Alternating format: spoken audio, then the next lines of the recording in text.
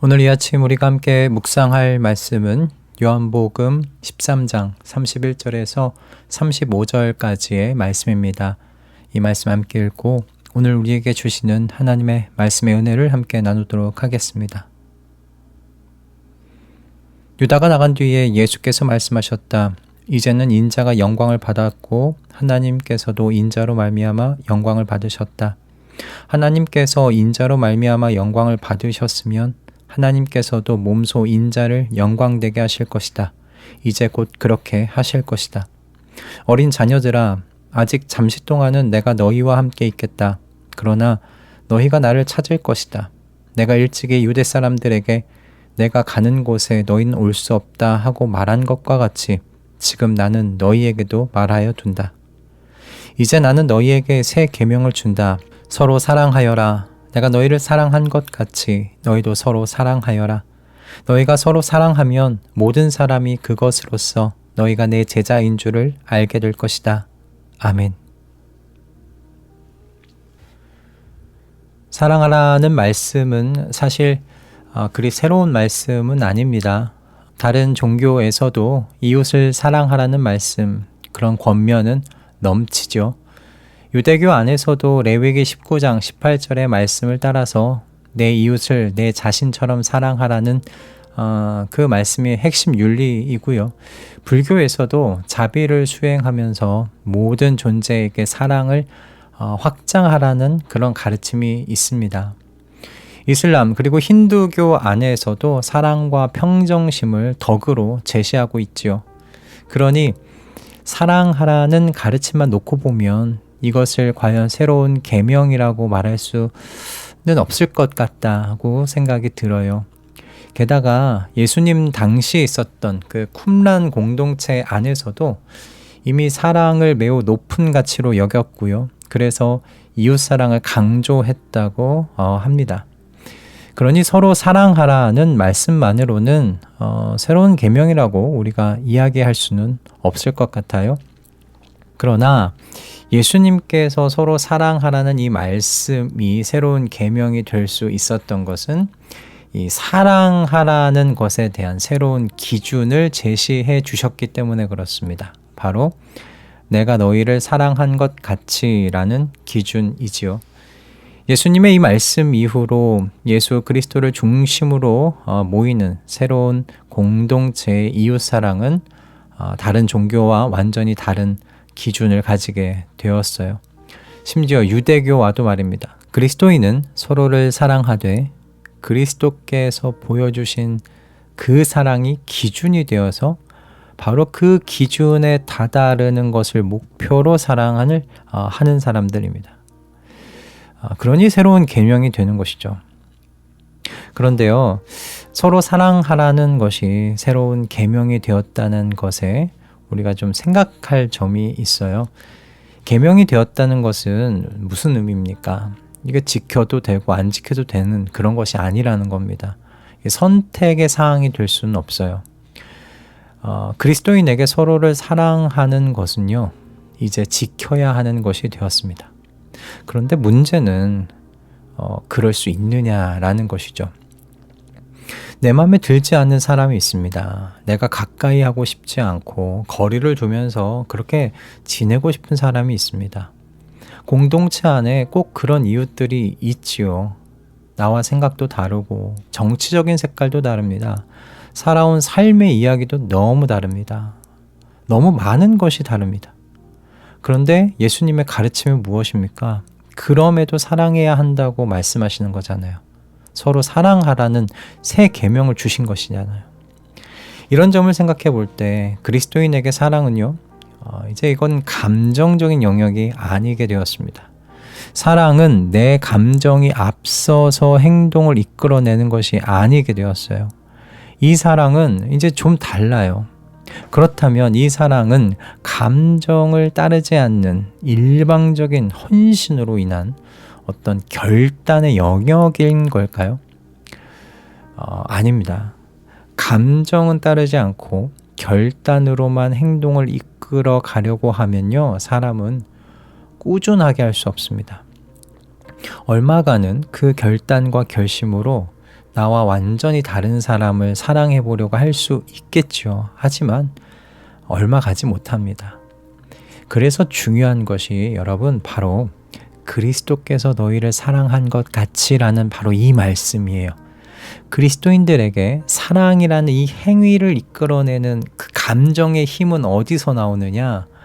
그리스도에게서 나온다는 걸 우리는 그리스도께서 너희를 사랑한 것 같이라는 이 말씀을 통해서 깨달을 수 있다라는 말씀입니다.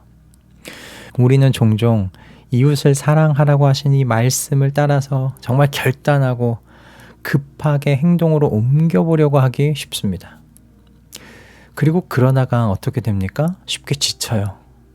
그런데요, 우리는 그리스도께서 너희를 사랑한 것 같이 이 말씀을 따라서 사랑의 결단을 내리고 잠잠히 그리스도 안에서 생각해 봐야 한다는 겁니다. 그리스도께서 나를 어떻게 사랑하셨지? 그리스도께서 제자들에게 보여주신 그 사랑 도대체 어떤 사랑이었지?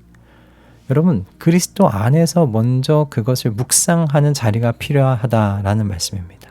충분히 그리스도 안에서 그리스도께서 보여주신 사랑을 묵상하면서 우리의 감정을 고양시키는 순서를 가져야 한다라는 거예요. 그래야 우리는 서로 사랑하라는 말씀을 지키기 위해서 필요한 우리의 그 행동을 이끌어내기 위해서, 그리고 바른 행동의 방향을 위해서 우리가 기둥을 세울 수가 있습니다. 두 가지 기둥을 세울 수가 있는데, 첫째는 앞에서 말씀드린 대로 감정입니다. 그리스도께서 나를 사랑하여 주신 그 사랑에 의하여 고양된 감정이에요. 이 감정이 저와 여러분을 원수까지도 사랑하라는 이 말씀에 아멘하고 순종할 수 있는 사랑의 행동으로 이끌어 가게 될 것입니다. 절대로 여러분, 사람의 결단, 사람의 그 어떤 그 인간적인 감정만으로는 예수님께서 말씀하시는 이 사랑의 기준에 다다를 수가 없습니다. 오히려 가려다가 가랑이가 찢어지게 됩니다.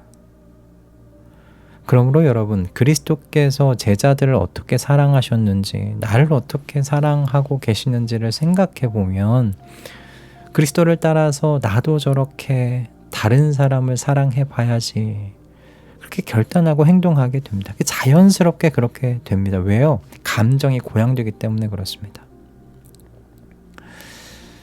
여러분, 예수님 옆에 있었던 제자들과 내가 닮았다는 걸요, 예수 그리스도 안에서 우리가 그리스도께서 어떻게 사랑하셨는지를 묵상해 보면 알게 돼요. 여러분, 예수님과 제자들은 정말 모든 면에서 다 달랐습니다. 게다가 제자들은요, 예수님의 가르침을 오해하기만 했죠. 또 깨닫는데도 한없이 부족했어요. 여러분, 얼마나 답답한 제자들이었습니까? 이 제자들이요, 그리고 자신들의 성품대로 예수님 앞에서 말하고 행동했습니다. 베드로, 요한, 안드레를 여러분 보십시오. 자기들의 성품을 숨기질 않습니다. 누가 더 높은지에 관해서 제자들이 어떻게 했습니까? 서로 앞다투어 다투었습니다. 여기에 나온 이 제자들의 모습이 여러분, 주님 앞에서 나의 모습이 아니던가요? 그럼에도 예수님이 어떻게 하셨어요? 제자들을 사랑하시되 끝까지 사랑하셨어요. 자신을 배반할 그 제자까지 사랑하시되 끝까지 사랑하셨어요. 그리고 그렇게 사랑하시는 건 저와 여러분도 마찬가지입니다. 주님께서 우리도 그렇게 끝까지 사랑하고 계세요. 저와 여러분이 받고 있는 사랑이 그러므로 어떤 사랑인지를 이 그리스도 안에서 잠잠히 묵상하다 보면요, 그리스도의 사랑과 은혜에 의해서 우리의 감정이 고양되시는 것을 여러분 경험하게 되실 겁니다. 그래서 나도 사랑해야지. 주님께서 사랑하신 것처럼 나도 사랑해야지. 그렇게 결단과 행동으로 이어지게 되는 것을 보게 될 줄로 믿습니다. 그리고 이어서 여러분, 둘째로요, 그리스도께서 제자들을 어떻게 사랑하셨는지 묵상하게 되면 우리가 따라가야 할 그 사랑의 기준이 무엇인지를 깨닫게 돼요. 그러면서 어떻게 사랑해야 되는지, 사랑이라는 행동의 방향이 여러분 명확해집니다. 감정적으로 이곳저곳 내 감정이 이끄는 대로 사랑하는 것이 아니고요. 명확한 사랑의 이 행동의 방향이 결정되어지는 거예요.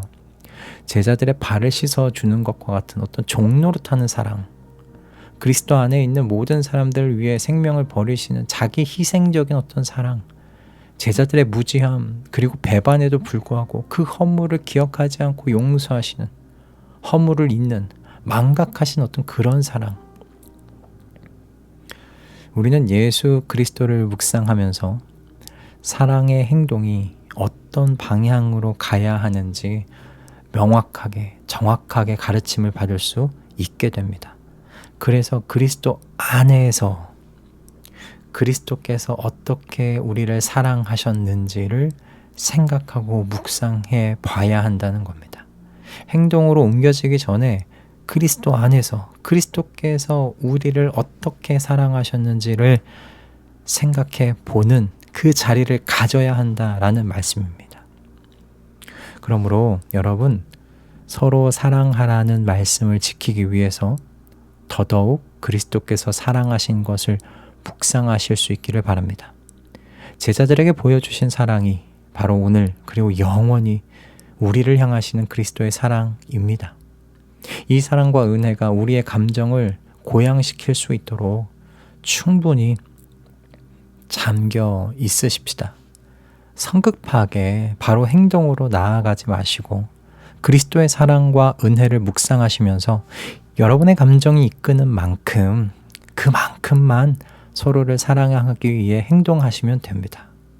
그리스도의 사랑과 은혜를 묵상하고 그 사랑과 은혜가 우리의 감정을 고양시켜서 우리가 할 수 있는 만큼만 여러분 서로를 사랑하시는 그 자리, 그 행동으로 나아가시면 됩니다. 그렇게 순종하려고 할 때 여러분, 하나님께서요, 그리스도께서 어떻게 제자들과 우리를 사랑하고 계시는지를 깨달아 알도록 더욱더 인도해 주실 것입니다. 우리의 사랑이 확장되어져 갈 것입니다. 그래서 우리의 그 서로 사랑함을 통하여 하나님께서요, 세상 속에서 영광 받으실 줄로 믿습니다. 그리스도께서 우리의 사랑의 기준이 되게 하여 우리의 사랑함이 하나님의 영광이 되게 하는 우리 하나님의 자녀들, 그리스도의 제자들 다 되실 수 있기를 이 아침 주님의 이름으로 축복합니다. 할렐루야. 기도하겠습니다. 주님, 사랑하라는 말씀만 주신 것이 아니라 사랑의 방향, 그리고 사랑의 능력이 어디서 오는지 이 아침 생각하게 해주셔서 감사합니다. 우리는 사람의 결단, 사람의 감정으로 사랑하는 사람들이 아닙니다. 그리스도 안에서 그리스도께서 보여주신 사랑을 따라 사랑하는 사람들입니다. 그러니 우리의 삶의 중심에 늘 그리스도가 계시게 하여 주시옵소서. 사랑을 그리스도에게서 배우게 하시사 배운 사랑을 통하여 세상 속에서 하나님께서 영광 받으시도록 하는 그리스도의 제자들 되게 하여 주시옵소서.